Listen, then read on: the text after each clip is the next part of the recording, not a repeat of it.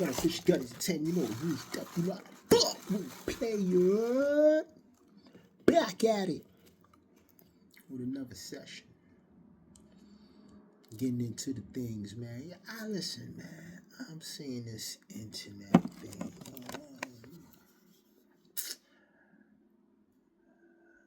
Reacting off of this,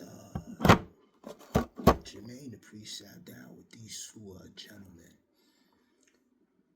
And, you know, they just broke down a full interview, good interview, on his history in the music game. And it seems like a lot of people on the internet, it seems like they backlashing him. And basically, I didn't see it. I was assuming it was on Twitter or X, however you want to call it. And I looked on for X. But I ain't seen no motherfucking, any replies or nothing. I don't know. Maybe I was looking on the wrong thing or I was not. I mean, I typed in Jermaine dupri. So I don't know, like, where I would have to go to actually check it out. But the internet, for some reason, somehow was like really on his neck, was what I'm hearing. Because on my timeline through YouTube, there's a lot of people, you know, going at, talking about the situation. This is Jermaine dupri basically responding to all the backlash from the online. About this is crazy. I seen people saying I took advantage of the Chris's. I seen people saying I finessed them. I seen people calling me. Man, I seen people say you should blame the parents for letting me do what I did to the Chris's. And the shit just keeps going on and on, right? Fuck did he I do? need all of you that's saying all of this shit to come to the front of the congregation right now. Come down here and sit. We're going to unpack this right now. So just so y'all clear, I want y'all to hear me really, really good.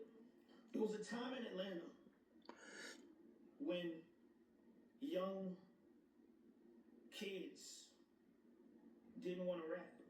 There was a time in Atlanta when young kids didn't even have an idea that they could become rappers.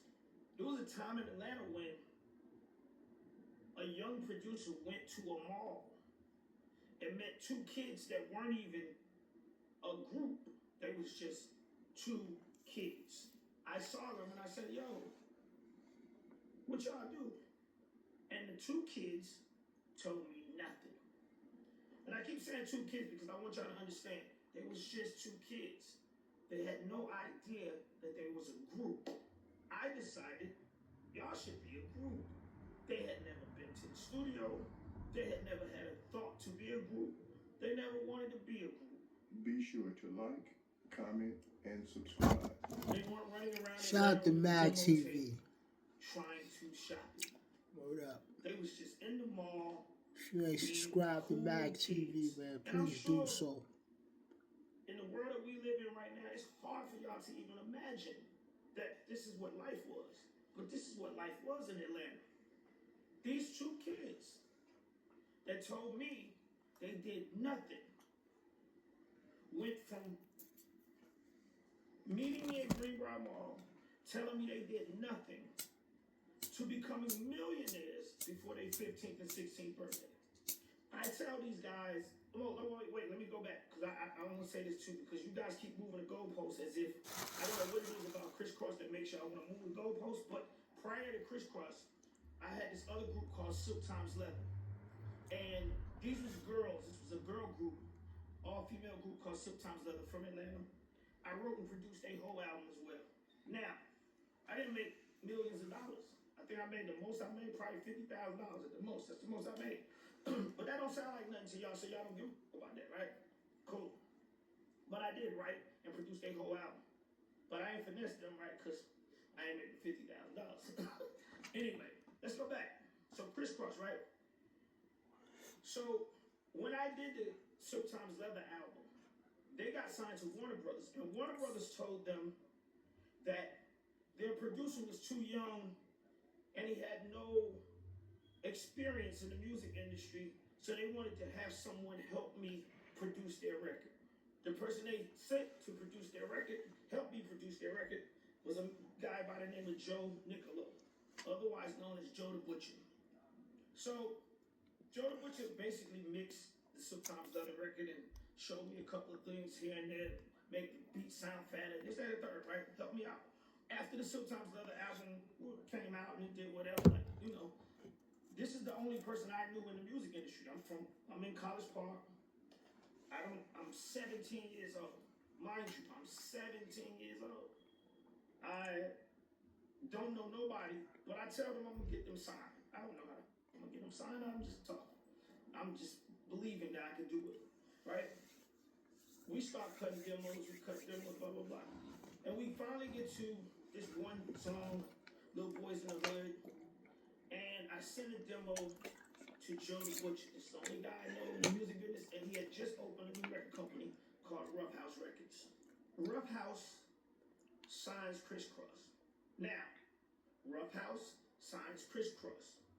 Criss Cross is not signed to Jermaine Dupri's production company or Jermaine Dupri's record company, because Jermaine Dupri don't have no record company. Jermaine Dupri is a nobody. So it's no So-So Def. And they're not signed to So-So Def Productions. I get these guys a record deal with Rough House Records, and you know how much money I got from that record deal? Nothing. So Criss Cross got paid before I even saw a dime. For anybody out there asking how much money did they make, they got paid in advance as artists, whatever their artist deal was. I don't even know what their deal was. I wasn't part of it. They got an artist deal. They got signed to a record company. They got paid. This was prior to me making any money off these guys. We go in the studio, we start writing, we do what we do. I make Jump, send Jump to Rough House, boom, everybody go crazy, put the song out. The song goes, I think, gold in a week. It was platinum the second week. It was double platinum in the third week or some shit like that. Criss Cross started doing shows everywhere. Doing shows everywhere. They blowing up, the box is going crazy. Criss Cross, they start selling merchandise. And Criss Cross started making $1 million to damn near $2 million a week in just merchandise. You know how much money I got from that? Nothing. I still ain't got paid. Mind you, just listen, I still ain't got paid. The record's out, it's doing good. I'm feeling good because I know I got a hit. You know what I mean? The record's #1, but I ain't got no money like that. I'm not making that type of money. They doing shows.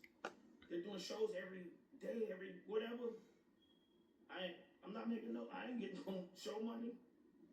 They get bigger, they keep getting bigger, blah, blah, blah. You get more shows, they go on tour, they making more money, merchandise, they doing all kind of things. I'm not making nothing from any of that. So y'all, to the people out there that was in the back, y'all come to the front. You asked how much money did Criss Cross actually make? I just told you they was making what I got, the little check I got from EMI. They was making that a week in merchandise. Are y'all paying this? Are you hearing me? Y'all telling me that I took advantage of them because somebody came and gave me a $1 million check. $1 million. But I finessed them. And I did everything. And I did all of this shit. With two little that told me they didn't do nothing.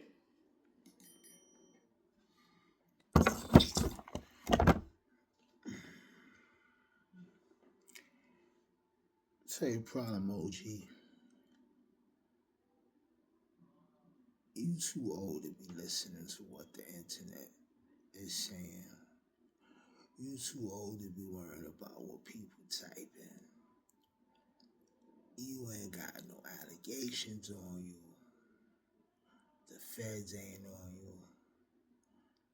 I'm assuming you sleep good every night. I'm assuming you're still rich. Why are you worrying about what the internet is saying? The legends get talked about. Everybody get talked about. Listen, it was not too long ago I did an episode on You Can't Cancel Snoop with the little girl on stage. Do you see how fast that's under the rug?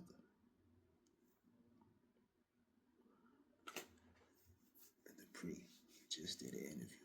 Millions of people saw it. I don't know what the numbers did. I'm assuming a lot of people saw it. Of course, people gonna talk. You shouldn't even let that even bother you. You did too much. You accomplished too much. Let me explain something. If it wasn't no crisscross, there would have been no youngsters. There would have been no illegal. There would have never been no another bad creation. There would not been no Romeo, Masterpiece, son. I'm saying this to say this, and he was right. At the time when he discovered them, what y'all do? Nothing. Put them in the studio, sat them down, wrote their rhymes, produced the shit, made a record, shopped it, got it to Columbia, Rough House. You know, he shot his man Joe Bunch, got the deal going. They went crazy. Listen, nobody in Columbia or himself knew that that record was going to do what it did. He changed their lives for the good.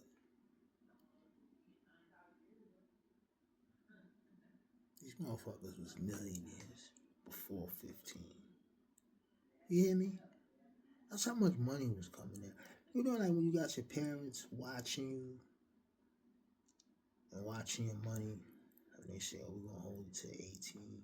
Listen, man, the money was coming in. Here. It's a lot of money, man. Take this. Play with this million. Play with these millions. Get this money, man.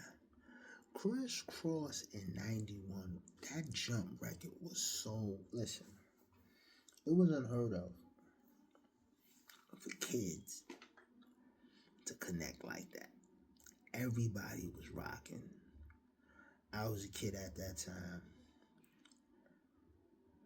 Grown folks was rocking to it. The record did phenomenal. Like you heard what he said. In 3 weeks, the shit was already double platinum. The album alone, 4 million. The single alone, 10 million. Do you know how much waiting time JD gotta do before he recoup all those royalties? Time it comes, check, lawyer, go through it, the royalties, waiting on the shit to hit. Crisscross is already rich. Now people say he take advantage of them, bro. The Chris is into this lifestyle. And you know, they started smoking weed, and the dark skinned one started, experiment with different drugs. Listen, man. You have money at a young age. These things happen. It's not too many kid stars that come from that young and then grow up to be straight. It's not that many. All you can say is Bow Wow. And where did Bow Wow come from? Under Jermaine Dupri tutelage. You know what I'm saying? Why you think Snoop Dogg went to Jermaine Dupri and said, listen, Take him, man. Take him. Right now, what's going on in death row, he don't need to be around this shit, man. We gonna hurt him. We gonna fuck him up bad. Not like intentionally, but he was a kid. You seen what he did with Chris Cross. Yo, make it happen. Better with you than with me right now. Trust me. That's what he did. Made Bow Wow rock. So all these, stop worrying about what motherfuckers are saying. Really, you supposed to ignore that. Let motherfuckers talk, man. Cause whatever motherfuckers are saying today, that shit is gonna be swept under the motherfucking rug in a week or two.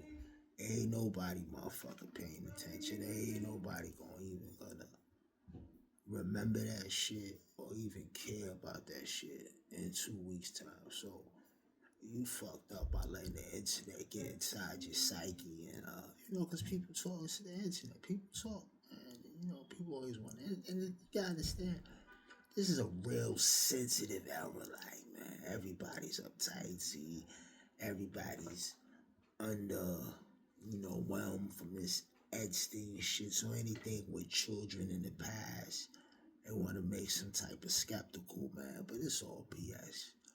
As a person that's been successful, you wrote for a lot of people, big hits, major hits, the list go on. I ain't got to name it. You should ignore this and just continue to enjoy your money and laugh. That's how you should have took that, because, like I said, you ain't got no dirt on your name. You ain't under no investigation. You didn't force none of the Chris's to do drugs. You didn't say, hey, man, you gotta do this to be down. No. They started seeing money, they started making money, they started spending money, and habits started, and it was all on their time. Listen, if it was all bad with Jermaine dupri, you would have never got 3 albums about Chris Cross. If it was all bad the first round, they would have been like, nah, we ain't coming back to this monster. No, they came with a second album. Then after the second album, they came with a third album. Tiny dropped the third album. They was teenagers, damn near about to hit their 20s in a year or two. Not even, like 1918 time the third album came out. So all that smoking weed and doing all types of drugs, that's decisions that they made on their own. dupri had nothing to do with it. Of course, he introduced them to the lifestyle and getting money and being stars. But lifelong decisions of addictions and enjoying behaviors and sleeping with women at a young age, older women at that. Remember, I did a show years ago on Will Smith's wife sleeping with one of the Criss Cross kids. They was doing that regularly. All that shit catches up to drugging, cocaine, and led up to him dying. We all gonna go, but sometimes we rush our death. Gutter Bitch Gun Entertainment, rules. You definitely gotta fucking play. Stay tuned, you heard? It's nothing to share, like, subscribe.